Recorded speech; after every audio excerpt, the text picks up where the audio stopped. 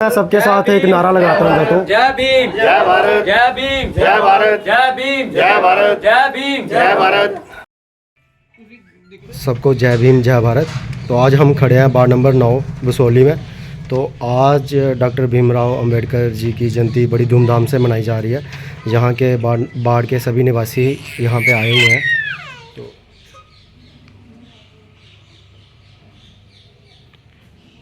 जैसा कि आप सब लोग जानते ही होंगे डॉक्टर भीमराव अंबेडकर जी के बारे में, तो आज इनके थोड़े जीवन की टिप्पणियों पे थोड़ा सा आज प्रकाश डालेंगे।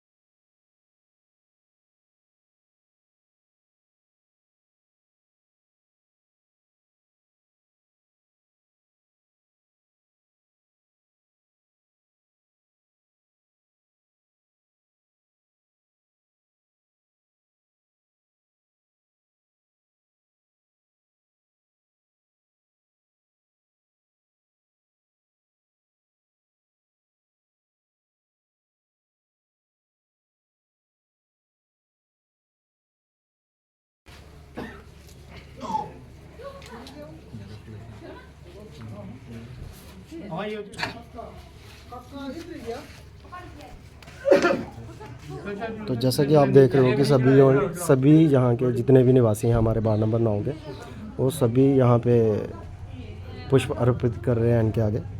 तो अभी इनके प्रचार और इनकी जो जीवन टिप्पणी के बारे में हम जानेंगे। तो सबसे पहले हम बात करेंगे चौहान जी से। उपस्थित महानुभाव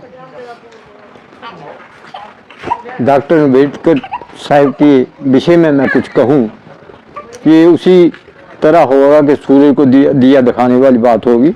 हम लोगों को इनके बारे में कोई ज़्यादा पता नहीं है, लेकिन जो किताबों में पढ़ा है, जो देखा है, सुना है, इन्होंने हमारे समाज को, हमारी एससी वर्ग को और ओबीसी को उठाने के लिए जो कुर्बानियाँ दी हैं, उनका इतिहास गवाह है। मैंने एक किताब में पढ़ा था, जब ये अधिवेशन अंग्रेज़ों की हुकूमत हुआ करती थी, उस समय इनके साथ जो भेदभाव होता था, इनको स्कूल में पढ़ाया नहीं जाता था, स्कूल में बाहर बैठाया जाता था, फिर भी इन्होंने वो कामयाबी हासिल की जो हिंदुस्तान के किसी भी इंसान ने 33 डिग्रियां इन्होंने हासिल की।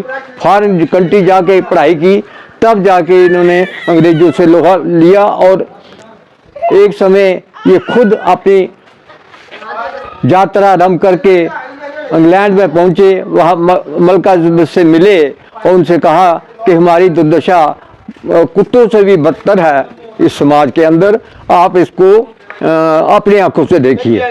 तो उस वक़्त इन्होंने कहा किया कि एक तालाब में क्या हम कुत्ता यहाँ तालाब में पानी पी सकता है, हम तालाब में पानी नहीं पी सकते। तालाब को पानी को हाथ लगाएंगे तो उससे ये गंदा, ये अपर वर्ग के लोग जो है कहते हैं कि ये गंदा हो जाता है।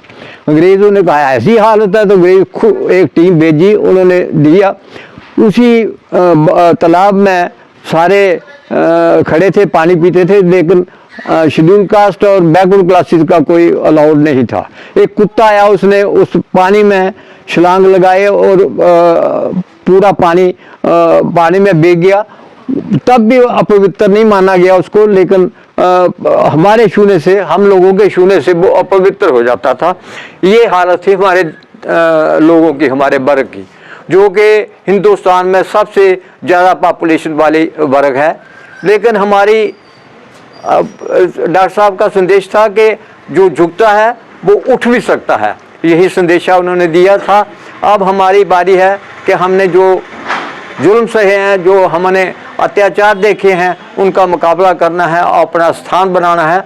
इसके लिए मैं सभी नौजवान साथियों से और भाइयों से निवेदन करूंगा कि इस दिवस को धूमधाम के हर जगह मनाना चाहिए, ताकि लोगों को इनकी जो इन्होंने कुर्बानियाँ दी और हमारे लिए ये रास्ते खोले गए, उसका जो हम आनंद अब उठा रहे हैं, तो ये उन्हीं की देन है। वरना हम उसी जगह पर होते जहाँ हमें नीचे रखा गया था।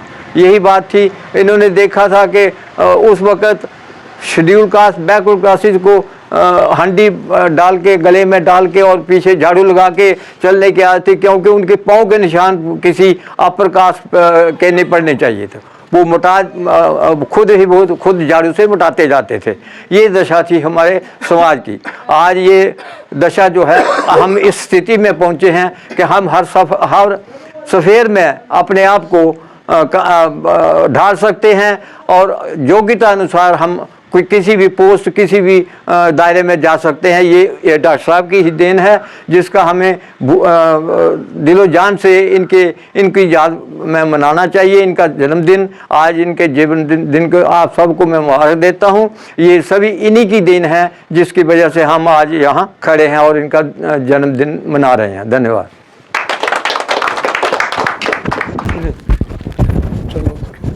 प्यारे भाइयों, हमारे भाई जी ने बताया संविधान के बारे में, अंबेडकर बाबा के बारे में। ये तो बात सत्य है और सच्चाई है इसमें, क्योंकि मैं जहाँ से शुरू करता हूँ कि हमारे साथ क्या हुआ हम जानते हैं। हमने किताबें पढ़ी, देखी कि हमारे साथ क्या व्यवहार किया जाता था। अब क्या है, उस समय के ये हमारे बाबा जी इससे भी ज़्यादा है।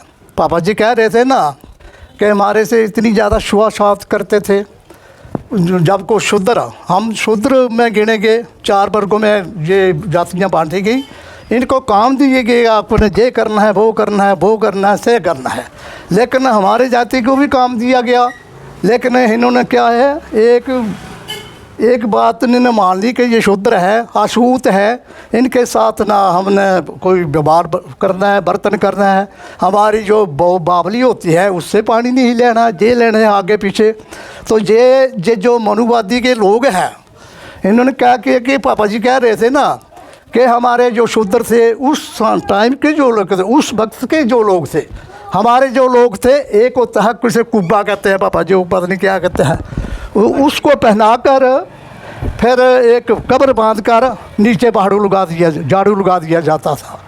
इसलिए इसका मतलब ये है कि जब वो शूद्र चलता था, इन लोगों में यही यकीन करते थे कि अशूद्र है, इस शूद्र का हमारे साथ कुछ लग ना जाए। तो जब जाता है वो ऐसे ऐसे चलता है, पैर जो है उसको जो मिट्टी पर आते हैं, रास्ते पर आते हैं, तो वो क्या होता है कि वो मिट जाए। एक जब थूक आएगा, वो नाक से दूसरा मलब आएगा, तो उसमें रखे। इतना हुआ करता था हमारे साथ। आज तक कोई कमी नहीं है, बच्चे खुश होकर खाते हैं, पीते हैं। तो मेरा कहने का यही मतलब है, जब इतने आए हैं, हमारे जो महल्ले के काफ़ी लोग बच्चे हैं, लेकिन बहुत कम पहुँचे हैं, ताकि हम ज़्यादा से ज़्यादा बैठकर लोगों को भी पता लगे कि ये अच्छा काम करते हैं। ठीक है, चलो जो कुछ हुआ ठीक है। जय हिंद, जय भारत।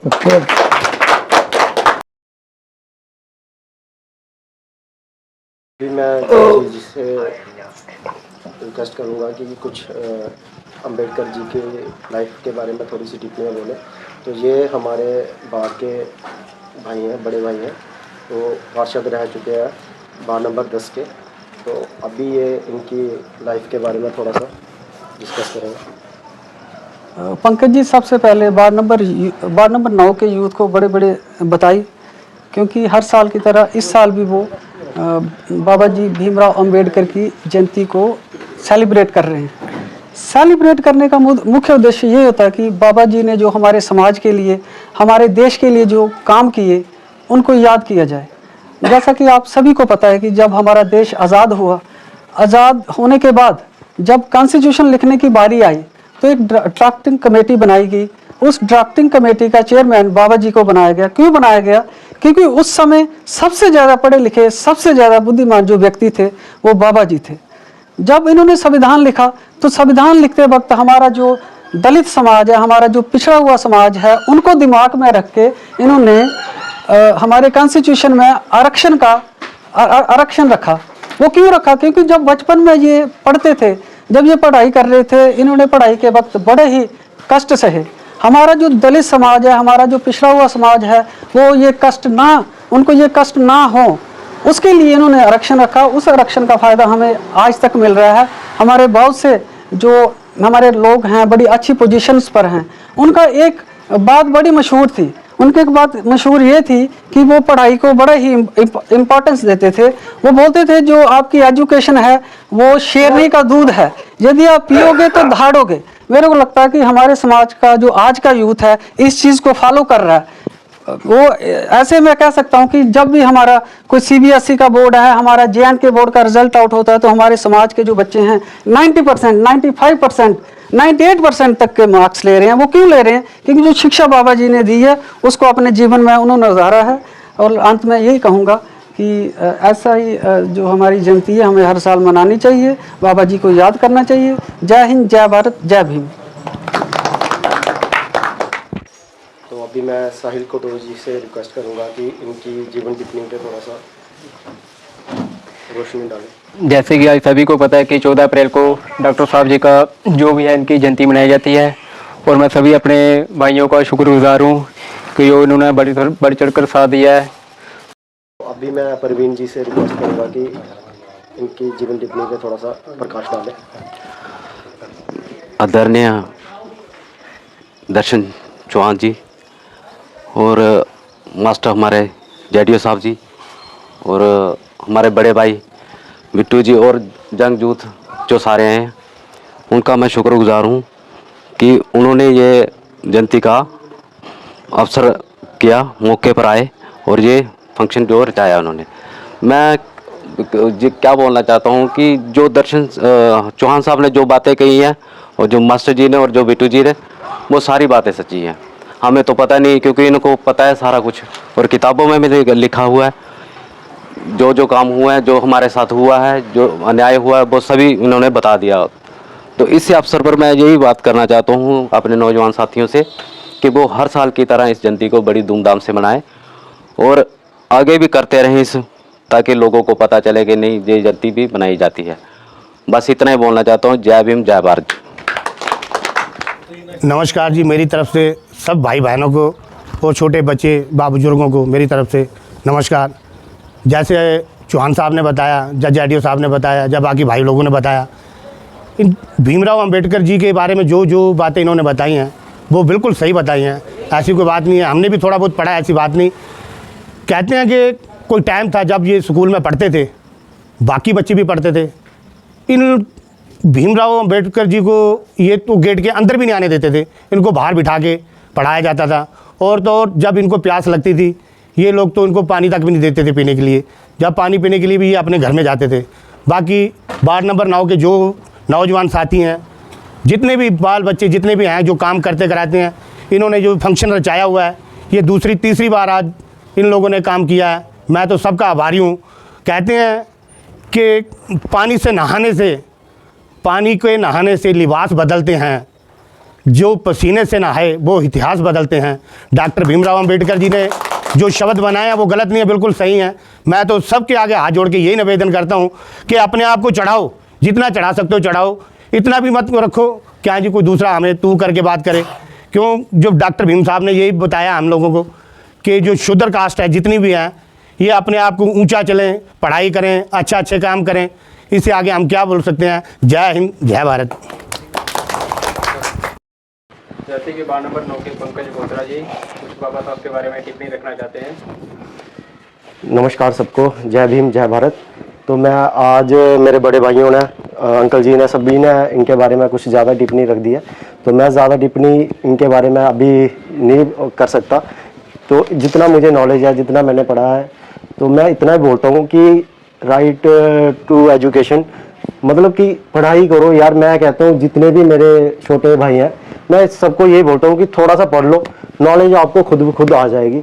और ये रहती है बात थोड़ी सी अवेयरनेस की। तो जैसे कि हमने थोड़ा सा ये अभियान चलाया हुआ है मिलके, तो मैं चाहता हूँ कि हमारे बाद भी अगर हम यहाँ पे रहे चाहे ना रहे, हमारे बाद भी ये कमान कोई ना कोई संभाले, क्योंकि किसी ना किसी को तो ये अवेयरनेस का जो है सिलसिला चलाना पड़ेगा। क्योंकि अगर इनके होते हुए अगर हम आज बोल पा रहे हैं ना वीडियो के माध्यम से, या कुछ भी पढ़ पा रहे हैं, राइट टू इक्वलिटी जो है, साफ सुथरे कपड़े पहन रहे हैं, जैसे सभी ने बता दिया, बार बार बोलने की कोई मुझे नहीं लगता कि कोई ज़रूरत होगी। तो पहले ज़माने में इतना मतलब हुआ कास्टिज्म इतना हाई लेवल पे था ना, ST SC OBC वो सारे आप पढ़ सकते हो ना। तो मैं यही कहता हूँ कि यार पढ़ो, जितना पढ़ सकते हो, चाहे गरीबी चाहे दिहाड़ी लगाओ, कुछ भी करो, अपनी एजुकेशन है जो वो ड्रॉप ना करो। और इससे क्या होगा कि आप जैसे कहीं पे भी जाओगे ना, आप बात करने के योग्य हो जाओगे, है ना, अपने राइट्स आप देख पाओगे। जैसे कहीं पे भी चले जाओगे, पुलिस स्टेशन जहाँ आप चले गए, तहसील में चले गए, इनकम सर्टिफिकेट चाहिए, आपको पता होना चाहिए कि कितने दिन में रेडी हो जाता है या कुछ हो, है ना, जितना भी होता है उसकी गाइडलाइन होती है, हर एक सर्टिफिकेट की, हर एक चीज़ की कुछ ना कुछ गाइडलाइन होती है। पहले बंदे को खुद अवेयर होना है। और आजकल ना एक एंड्रॉइड का ज़माना चल पड़ा है, फ़ोन का ज़माना चल पड़ा है, किताबें बंदा नहीं भी पढ़ सकता है, अनपढ़ और पढ़े लिखे की कोई बात ही नहीं रही है जहाँ तक मुझे लगता है। आजकल ना हर बंदे के पास फ़ोन है और बंदा फ़ोन के माध्यम से ही यूट्यूब पे वीडियोस लगा सकता है, उस पर देख सकता है, बायोग्राफी देखे। मैं नहीं चाहता कि आप इनकी बायोग्राफी देखें, सबकी बायोग्राफी देखें जो इतने मतलब हाई लेवल पे पहुंचे हुए हैं, जिन्होंने स्ट्रगल करा है लाइफ में, सबकी बायोग्राफी देखें। लेकिन इन्होंने ये है कि हमें राइट्स बड़े दिए हुए हैं जो कि SC ST OBC वालों को पहले नहीं मिलते थे। मतलब इतनी छुआछूत होती थी कि मतलब पढ़ने का अधिकार ही नहीं था। तो अभी जो सारे पढ़ रहे हैं, ठीक है ना, तो मैं तो यही कहता हूँ कि जैसे कोई भी माध्यम से आप पढ़ो और अवेयर हो और आगे जाके अवेयरनेस फैलाओ और प्लीज़ एकजुट होकर रहा करो। जय भीम, जय भारत। मैं सबके साथ एक नारा लगाता हूँ, देखो, जय भीम, जय भारत, जय भीम, जय भारत, जय भीम, जय भारत, जय भीम, जय भारत।